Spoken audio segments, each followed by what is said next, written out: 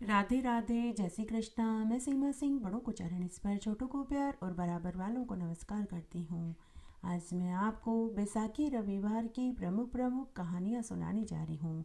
अगर आप बैसाखी रविवार का व्रत करते हैं, सूर्य नारायण भगवान की पूजा करते हैं, तो साथ में आपको कहानियाँ भी सुननी चाहिए। इससे व्रत का और पूजन का संपूर्ण फल प्राप्त होता है। आइए अब हम सूर्य भगवान की लगातार छोटी छोटी 8 कहानियाँ सुनते हैं। सबसे पहले हम लोलार्क की कथा सुनेंगे। एक बार भगवान शिव ने काशी का वृतांत जानने के लिए सूर्य भगवान को भेजा। उन्होंने सूर्य से कहा कि वहाँ का राजा दिवोदास बहुत धर्मपरायण है। कोई ऐसा उपाय करिए जिससे राजा के धर्म विरुद्ध आचरण से वह नगरी उजड़ जाए, किंतु राजा का अपमान न हो। भगवान शिव का आदेश पाकर सूर्य ने अपना रूप बदलकर काशी की ओर प्रस्थान किया। काशी पहुंचकर उन्होंने राजा की धर्म परीक्षा के लिए विविध रूप धारण किए। भिक्षुक और अतिथि बनकर राजा से दुर्लभ वस्तुएं मांगी, किंतु उनको कहीं भी राजा की त्रुटि या धर्म विमुखता दिखाई नहीं दी। शिवजी भगवान की आज्ञा को पूरी न कर सकने के क्षोभ से मंदराचल को लौट जाने का विचार छोड़कर काशी में ही रुकने का निश्चय किया। काशी का दर्शन करने के लिए उनका मन लालायित रहता था, इसीलिए उनका नाम लोलार्क पड़ा। वह संगम के किनारे भद्रवनी में विराजमान है। वाराणसी में निवास करने वाला जो व्यक्ति लोलार्क का भजन और पूजन नहीं करता, वह क्षुधा, पिपासा, दरिद्रता, दाद, फोड़े, फुंसी आदि व्याधियों से हमेशा ग्रसित रहता है। वह काशी में रहने वाले व्याधियों का योग क्षेम वहन करते हैं। काशी में गंगा तथा संगम के किनारे के लोलार्क आदि तीर्थों का महात्म्य स्कंद पुराण में भी वर्णित है। आइए अब हम सूर्य भगवान की दूसरी कथा सुनते हैं, उत्तराक की कथा। दैत्यों के उत्पीड़न से देवता बहुत दुखी थे। बलिष्ठ दैत्यों द्वारा देवता बार बार युद्ध में परास्त हो जाते थे। दैत्यों के आतंक से छुटकारा पाने के लिए उन्होंने भगवान की स्तुति करी। देवताओं की स्तुति से प्रसन्न होकर भगवान सूर्य उनके पास गए। देवताओं ने सूर्य भगवान से प्रार्थना करी कि हे भगवान, बलिष्ठ दैत्य बार बार कोई न कोई बहाना बनाकर हमारे ऊपर आक्रमण कर देते हैं और हमें परास्त करके हमारे लोक को हमसे छीन लेते हैं। अतः आप कोई ऐसा उपाय बताइए जिससे कि हमेशा के लिए इन दैत्यों से छुटकारा मिल जाए। समाधान सोचकर सूर्य भगवान ने उनको अपने से उत्पन्न एक शिला देते हुए कहा कि वाराणसी में विश्वकर्मा द्वारा शास्त्रोक्त विधि से मेरी मूर्ति बनवाओ। मूर्ति बनाते समय छेनी से इसे तराशने पर जो पत्थर के टुकड़े बचे, उनसे अपने लिए अस्त्र शस्त्र बनवाओ। इन्हीं अस्त्र शस्त्रों से दैत्यों पर तुम्हारी विजय हो पाएगी। देवताओं ने वाराणसी जाकर विश्वकर्मा द्वारा सुंदर सूर्य प्रतिमा का निर्माण करवाया। बचे हुए टुकड़ों द्वारा देवताओं के प्रभावी और तेजस्वी अस्त्र शस्त्र बनाए गए। मूर्ति जिस जगह रख कर बनाई गई थी, उस जगह एक गड्ढा जैसा बन गया था। उसी का नाम उत्तर मानस या उत्तराक कुंड पड़ा। बरकरी कुंड मिथ्याख्या त्वर्क कुंडस्य जायताम। वर्तमान समय में इसी का विकृत शब्द रूप बकरिया कुंड है। यह स्थान अलाईपुरा के समीप है। उत्तर रूप में दी गई शिला से बनाए जाने के कारण उनका नाम उत्तराक पड़ा। उत्तराक का महात्म्य बहुत ही विलक्षण, अद्भुत और महत्वपूर्ण है। आइए अब हम सांबादित्य की कथा को सुनते हैं। एक बार देवऋषि नारद मुनि विचरण करते हुए भगवान श्री कृष्ण के दर्शन करने के लिए द्वारिकापुरी पहुँचे। उन्हें देखकर सभी यादव कुमारों ने उनको प्रणाम किया, किंतु सांब ने अपने सौंदर्य पर गर्व करके न तो उनको प्रणाम किया और न ही उनका सम्मान किया। सांब का इस तरह से व्यवहार देवऋषि नारद मुनि को अच्छा नहीं लगा। उन्होंने इस संबंध में भगवान श्री कृष्ण से कहा। कुछ दिनों के बाद नारद मुनि पुनः भगवान श्री कृष्ण से मिलने के लिए आए। तब भगवान श्री कृष्ण अंतःपुर में गोपियों के साथ बैठे हुए थे। नारद जी ने बाहर द्वार पर खेल रहे सांब से अपने आगमन की सूचना भगवान श्री कृष्ण को देने के लिए कहा। सांब ने सोचा कि एक बार प्रणाम न करने से ये खिन्न हुए थे। अगर आज भी मैं इनकी आज्ञा का पालन न किया तो ये और भी खिन्न हो जाएंगे, शायद मुझे शाप भी दे डालें। दूसरी ओर पिताजी मार्त मंडल के साथ एकांत में बैठे हैं। वहां जाना मेरे लिए अनुपयुक्त है। वे भी अप्रसन्न हो सकते हैं, लेकिन मुनि के क्रोध से पिताजी का क्रोध कहीं अच्छा है। यही सोचकर वे अंतःपुर में चले गए। सांब ने दूर से ही पिताजी को प्रणाम करके नारद मुनि के आगमन की सूचना दी। पीछे पीछे नारद मुनि भी अंतरपुर में पहुंच गए। गोपियों को देखकर देव ऋषि नारद जी ने भगवान श्री कृष्ण से कहा कि हे भगवान, शायद सांब को देखकर उसके सौंदर्य के कारण गोपियों को कुछ चंचलता का आविर्भाव हुआ है। सांब यद्यपि सभी गोपियों को माता के तुल्य ही मानते थे, परंतु देव ऋषि नारद जी की बात सुनकर श्री कृष्ण ने सांब को शाप दे दिया कि तुम कुष्ठ रोग से आक्रांत हो जाओ, क्योंकि एक तो तुम गलत समय पर मेरे पास आए हो, दूसरे तुमको देखकर माता सदृश गोपिकाओं में चंचलता का उदय हो गया है। यह सुनकर सांब भय से कांपने लगे। इस भयानक रोग से मुक्त होने के लिए उन्होंने भगवान से अनुनय विनय किया। पुत्र को निर्दोष जानकर भगवान ने सांब से कहा कि हे सांब, तुम काशी जाकर सूर्य देव की उपासना करो तो तुम्हें रोग से मुक्ति मिल जाएगी। पिता की आज्ञा पाकर सांब ने विश्वनाथ जी के पश्चिम की ओर कुंड बनाकर उसके तट पर सूर्य देव की प्रतिमा की स्थापना करी और भक्ति भाव से सूर्य की आराधना करके सांब ने क्षय रोग से मुक्ति पाई। तभी से सांबादित्य की भक्ति भाव से प्रार्थना करने वाले भक्त को क्षय रोग से मुक्ति मिल जाती है। आइए अब हम द्रौपदादित्य की कथा को सुनते हैं।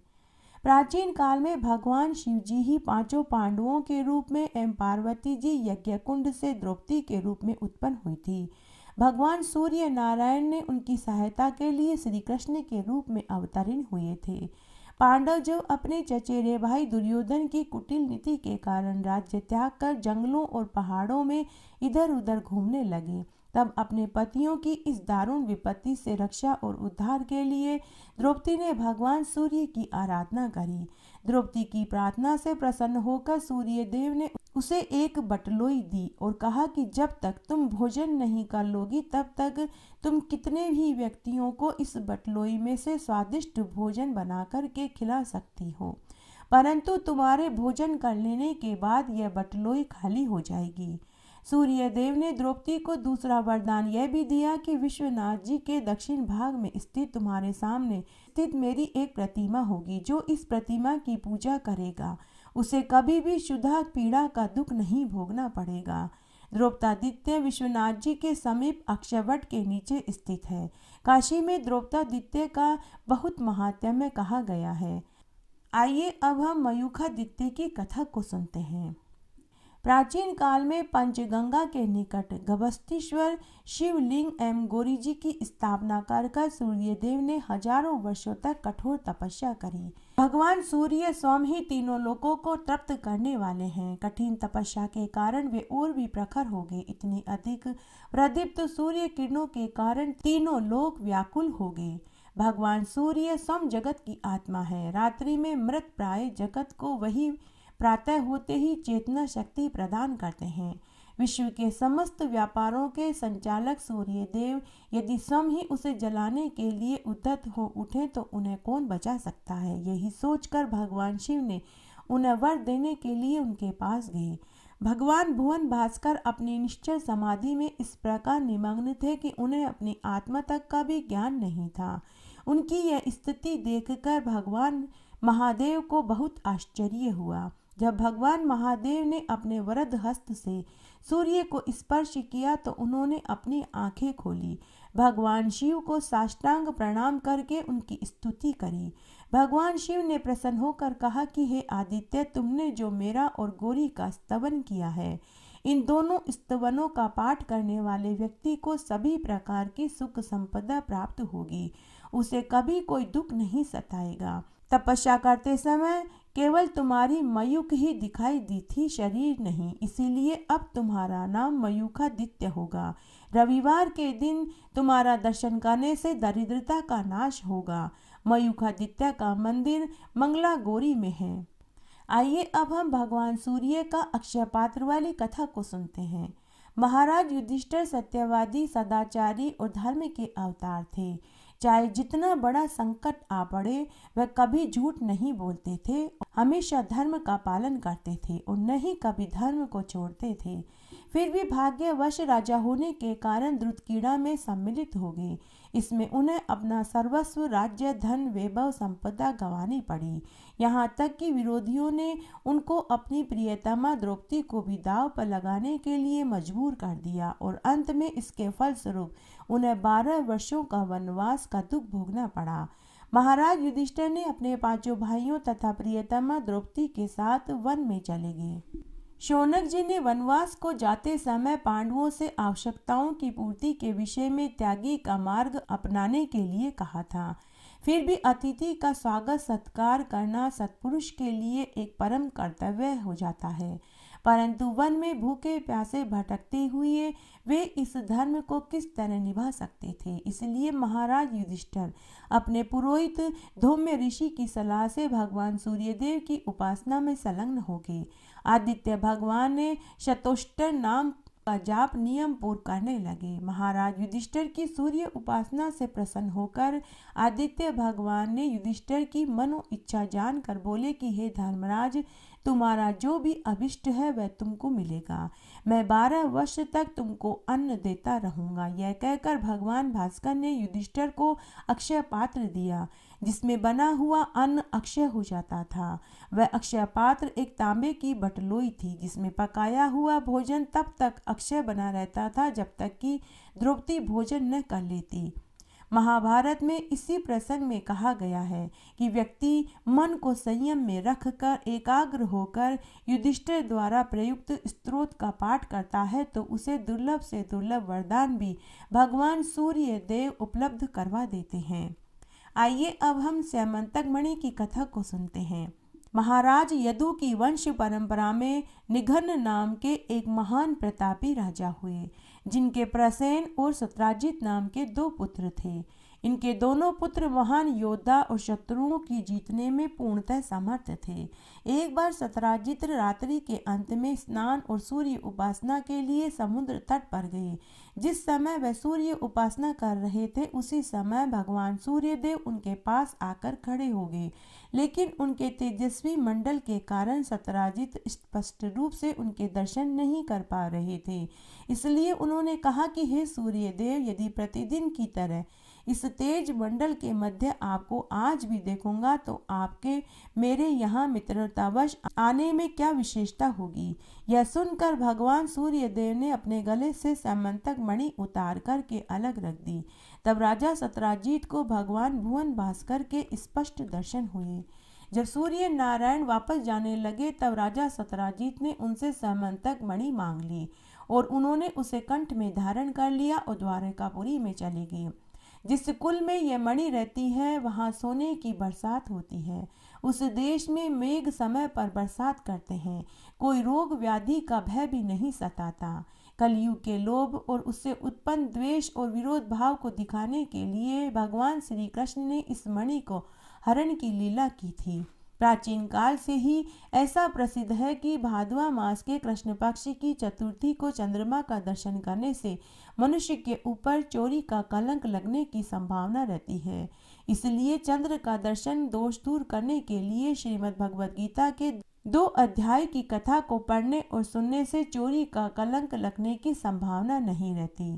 सत्राजित और स्यमंतक मणि की कथा के फल का वर्णन करते हुए सुखदेव जी कहते हैं कि सर्वशक्तिमान भगवान श्री कृष्ण के पराक्रम से परिपूर्ण यह आख्यान समस्त पापों और कलंकों को दूर करने वाला होता है। जो इसे पढ़ता है, सुनता है, स्मरण करता है, उसके सभी क्लेश और सभी पाप छूट जाते हैं। आइए अब हम सूर्य भक्त जरत्कारु की कथा को सुनते हैं। जरत्कारु ऋषि बहुत बड़े तपस्वी और मनस्वी थे। उन्होंने वासुकी नाग की बहन से अपना विवाह किया था। विवाह के समय ही उन्होंने नागकन्या के समक्ष यह शर्त रखी थी कि जब भी तुम कोई मुझे अप्रिय लगने वाला कार्य करोगी तो उसी क्षण मैं तुम्हारा परित्याग कर दूंगा। तब एक बार की बात है, ऋषि अपनी पत्नी की गोद में सिर रखकर लेटे लेटे सो गए। सूर्यास्त का समय हो गया, फिर भी ऋषि की आंख नहीं खुली। ऋषि पत्नी ने सोचा कि यदि मैं ऋषि को जगाऊंगी तो वे नाराज होकर मेरा परित्याग कर देंगे, और अगर नहीं जगाऊंगी तो संध्या का समय टल जाएगा। अंत में उसने निर्णय किया कि पतिदेव चाहे भले ही मेरा परित्याग कर दे, परंतु धर्म की रक्षा तो मुझे करनी ही चाहिए। यही सोचकर उसने अपने पति को जगा दिया। इच्छा के विरुद्ध जगाए जाने पर ऋषि बहुत नाराज हुए और अपनी पत्नी को प्रतिज्ञा याद दिलाते हुए उसे छोड़ने को तैयार हो गए। जब पत्नी ने उन्हें जगाने का कारण बताया तो उन्होंने कहा कि इतने दिन तुम मेरे साथ रही, तुम मुझे समझ ही नहीं पाई। मैंने संध्या बेला का अतिक्रमण कभी नहीं किया, फिर क्या सूर्य देव बिना मेरे अर्घ्य लिए चले जाते? सत्य ही भक्ति की उपासना है। दृढ़ भक्ति के आगे भगवान भी झुक जाते हैं। हठीले भक्तों के लिए भगवान स्वयं ही अपने नियम को तोड़ देते हैं। इस तरह आज हमने सूर्य नारायण भगवान की प्रमुख प्रमुख 8 कहानियाँ सुनी। आशा करती हूँ ये आपको जरूर पसंद आएगी। मेरे साथ बने रहने के लिए आपका धन्यवाद। आगे आने वाली कथा कहानियों के लिए भी आप इसी तरह मेरे साथ बने रहें। धन्यवाद।